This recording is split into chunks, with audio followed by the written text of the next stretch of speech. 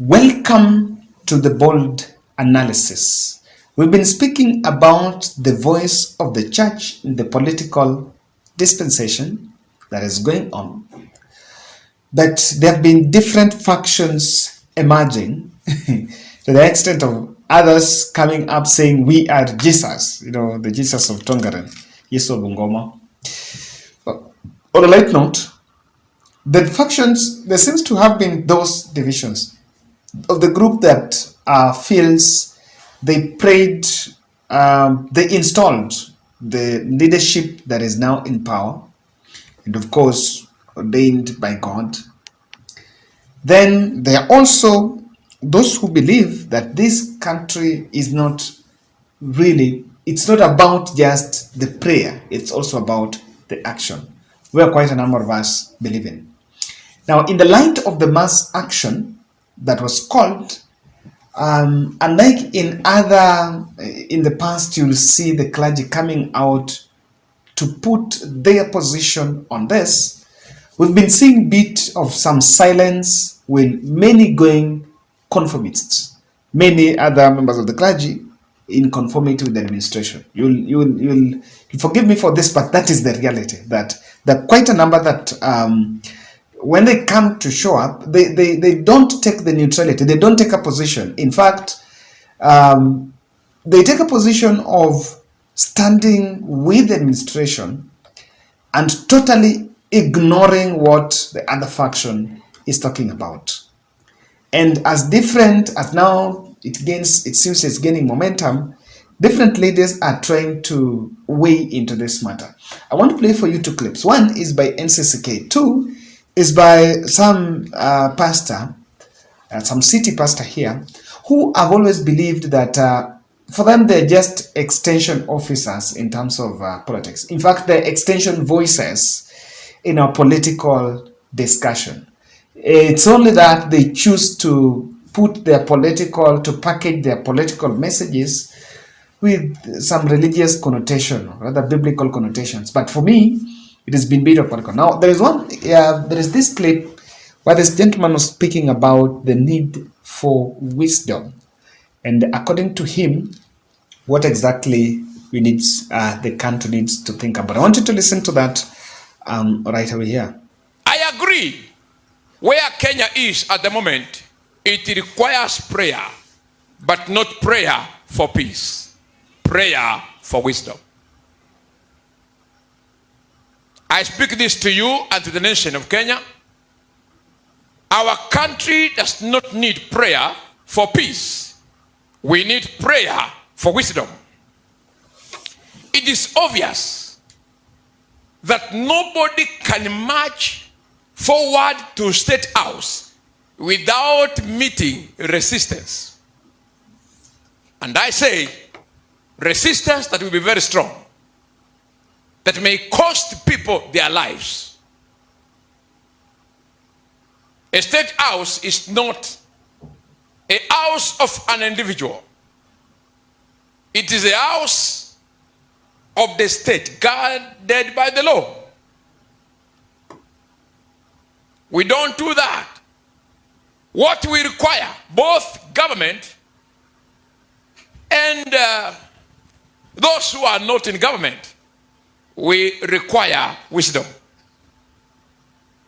Lives cannot be sustained with prayer alone.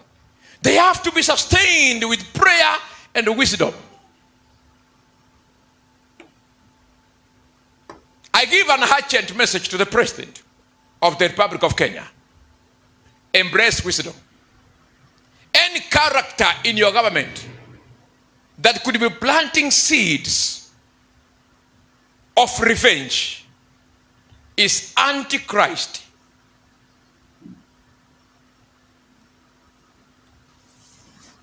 The current Kenyan government that was prayed into power must remain and must be sustained by prayer and wisdom. And I speak this again to the President and to all those in government.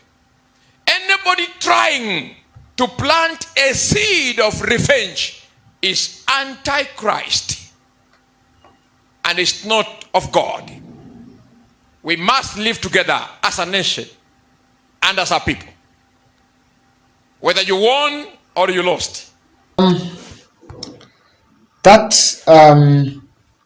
Bishop is really speaking a lot of sense in terms of what we've been speaking about, wisdom.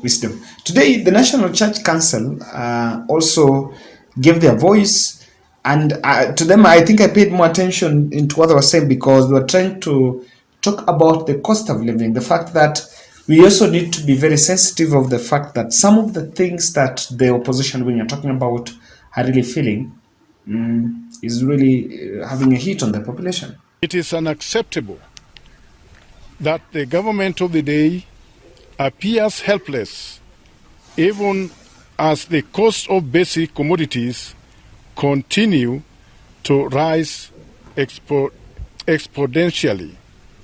Commodities such as unga, petrol, cooking oil, and bread have all increased in prices in recent months, ranging from 20 to 40%.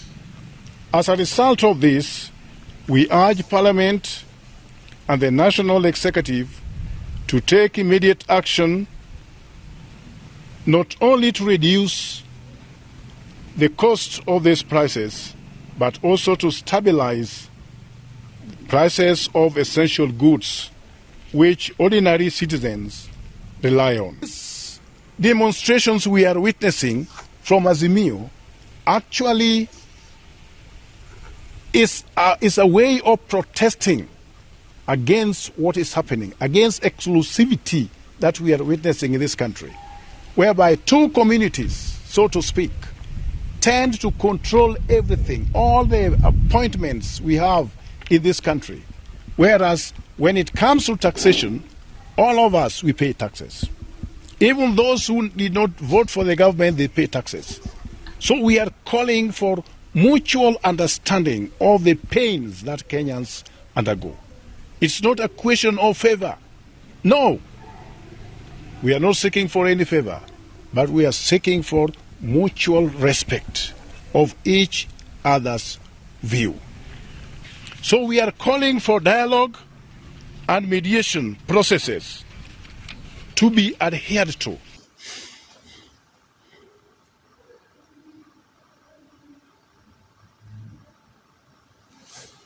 And ladies and gentlemen, I think there is a bit of sense in what those two members of the clergy are talking about. Kindly subscribe to our channel.